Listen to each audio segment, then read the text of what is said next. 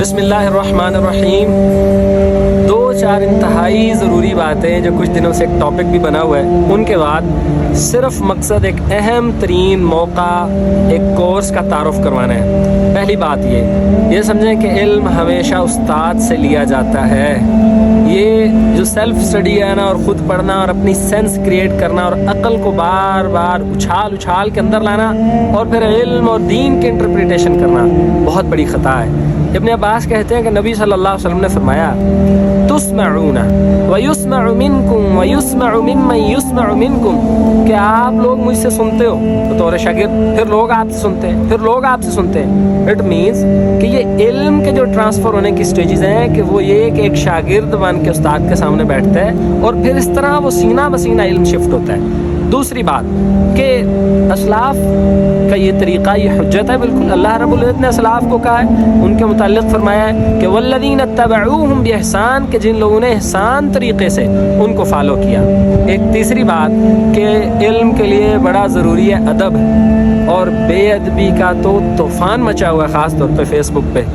اور وہ سلف میں سے کسی کا قول ہے نا کہ آپ لوگ بہت زیادہ علم کی بجائے بہت تھوڑے ادب کے محتاج ہو۔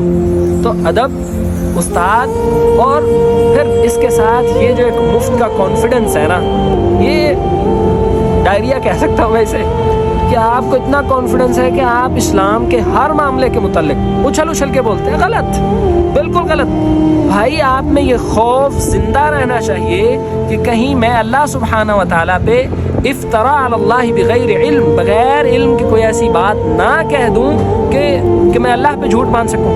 اب شاید یہ باتیں نا آپ کو تھوڑی عجیب لگی ہوں، لیکن یہ عجیب نہیں ہے، یہ علم کی حقیقت ہے۔